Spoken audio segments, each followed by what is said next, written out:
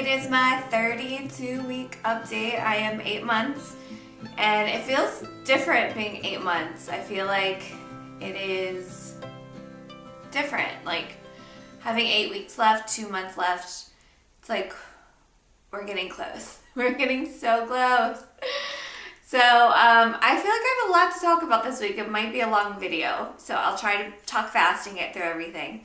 So the first thing that happened this past week, which was so cool, was the lab that does the ERA test, the biopsy, which I'm very passionate about because it's like the reason I'm pregnant. So they reached out to me and asked if they could use my video as a testimonial. And of course, the answer is yes. And I was so excited that they found my video and found it useful, and that I hope it gets the word out about the ERA test. And if you don't know already, my first IVF round failed due to implantation failure. Well, this biopsy, you take a biopsy, and then 25 to 30% of women are more receptive for implantation a day later in the IVF process. So my whole first round of IVF, if I had done the ERA test before, we could have prevented most likely an implantation failure. So my second round, they knew to transfer the embryo a day later. That's what they did. I'm now pregnant. So it's a great story, and I hope that more people because it is a new science, so I just hope that more people do the ERA test who are doing IVF. And it's really the reason why I started my channel. If you don't know already, I'm a real estate agent. I have a realtor channel. If I can link it up here, I will. I don't know if I can. If not, I'll put it below. I just do videos all about real estate and smart home tech and trends and real estate, things like that. So I think I've been doing that for about a year and a half, maybe a little longer. And the more I was talking to people about the IVF process, I realized people didn't know about this ERA test. Even people who had done IVF, who had researched it, they'd never heard of the ERA biopsy or test. So I really wanted to do a video, and I thought it would be weird to put it on my real estate channel. So that's why I started this channel. And then once I was pregnant, I got obsessed with weekly updates. And so I was like, oh, I'll just do those too, which I'm so glad I did, because I feel like I'm going to love to have these videos forever, and I'm going to make my daughter watch them. Be like, look what I did for you. No.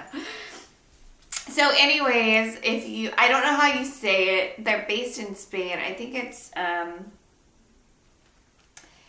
in Genomics, maybe. My doctor believed in the science, and I think my experience and my kind of journey through IVF also backs up the science of the ERA test. So I started the non-stress test this week. And I was going to be doing it anyways, because I think you have to do it if you're over 35 because you're high risk.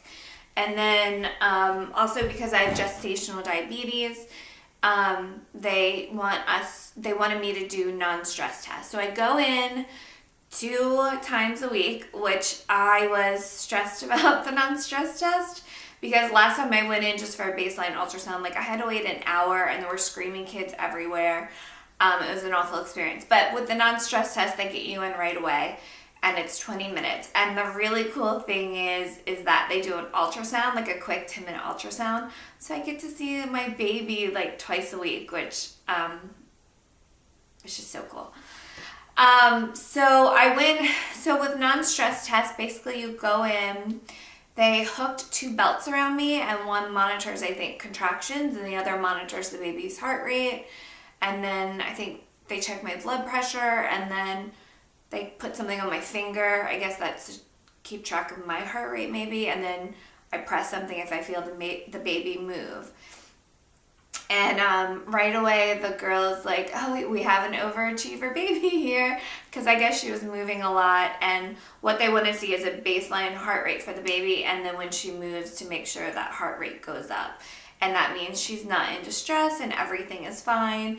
So everything was great. I don't even think I was on there the whole 20 minutes. They said it should be like 20, 30 minutes, but they saw so many sort of, I guess, crest of her heart rate from her movements pretty quickly. So I was off the monitors pretty quickly. And then I went in and got an ultrasound, and she actually turned. So I think it was 2 weeks ago, I got a baseline ultrasound for the gestational diabetes, and she was breached. Her head was up. So she's now turned. Her head is down. They said that she could turn again.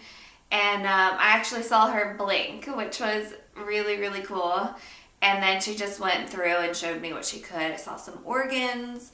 I saw some of the umbilical cord. And something the ultrasound tech said to me was 20% of babies are born with the umbilical cord wrapped around their neck, which seemed really high. So the gestational diabetes is going really well. I did another what I ate video. I'll link that right here. And basically, I feel like I've gotten it down. I could be a lot better with my diet. I could be a lot better with exercise, of course, but I've gotten it down to where just like 25% of my numbers in a week are a little bit high. I mean, I think exercise is key, and I've been trying my best to do it, but I've had a little bit of like pregnancy insomnia. I can't sleep more than like 5-6 hours because I have to pee so bad. And then I have trouble like napping or going back to sleep in the morning because I'm so hungry. So between hunger and peeing, I just have had trouble sleeping. So I think, I'm just so tired and I drag during the day if I don't get enough sleep and I have trouble exercising. So I've been going on walks, and it's in Pennsylvania, it's so cold and it's so annoying.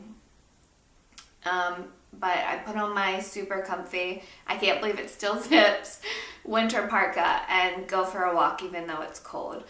But yeah, so gestational diabetes in my diet's going really well. And I said to my husband yesterday, I was like, are you sick? Like every day we talk, either he'll call me during the day or when he gets home, and I just complain about how I'm tired and hungry all the time.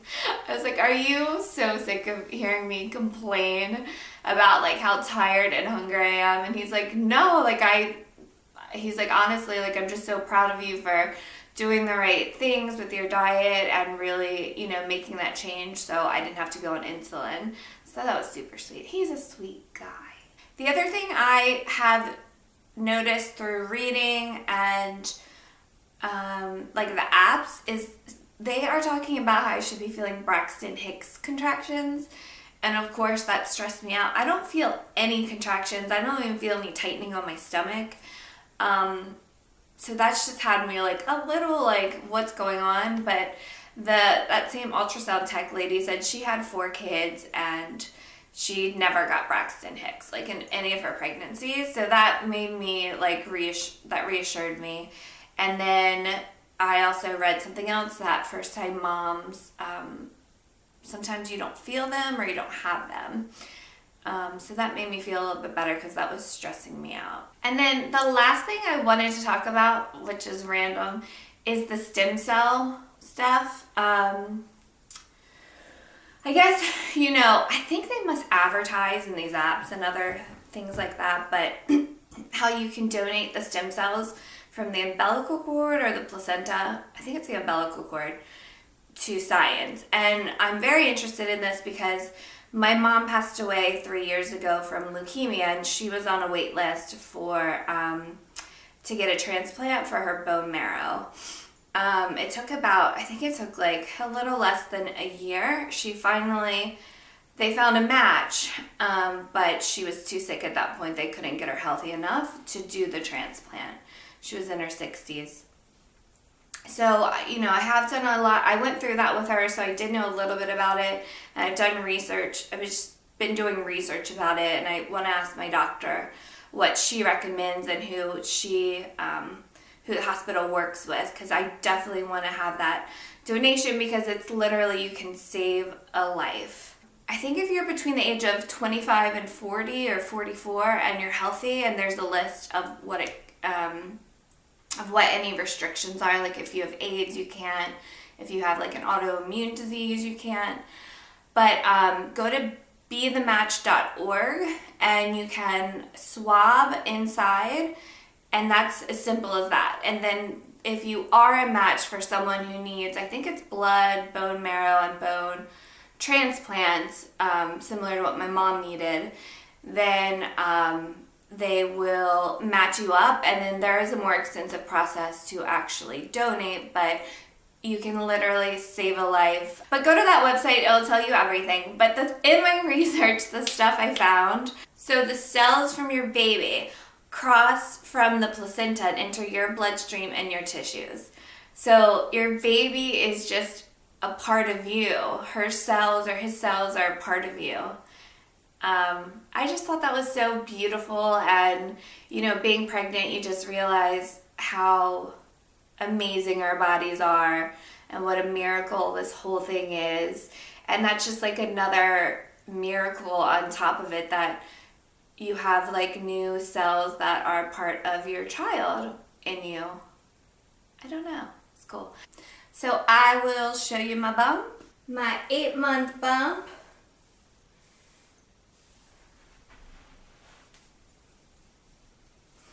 I got this dress from Amazon, and I asked my sister. I sent her a picture. I was like, does this look like two pigs fighting in a blanket?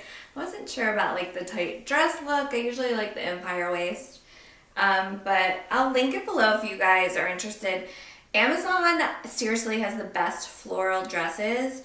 They are so soft. I think I've bought like 5 of them now, and they're cheap. And whenever I wear them, women who've been pregnant are, oh my God, did you get it from, I don't even know what they're talking about, some boutique or something. I was like, no, Amazon, like $25 or $35, whatever it is. I had this guy, it was like the first time anyone noticed that I was pregnant. For some reason, people like they must just think I'm fat. Like I was at a bank yesterday for 2 hours, and these 2 women finally like noticed my stomach at the end of 2 hours. They're like, I didn't even realize you were pregnant. I had to like be like, yes, I'm pregnant. But this guy at PetSmart was like, what did he say? He goes, are you ready to go? I was like, well, where are we going? He was like, to the hospital. I was like, not yet. Thanks though, buddy. Good tip. Thank you so much for watching, and I will see you guys next week at my 33-week update. And if you haven't already, you can subscribe here, and then I'll put some other videos up here of recent ones I've done, and I'll see you next week. Bye guys.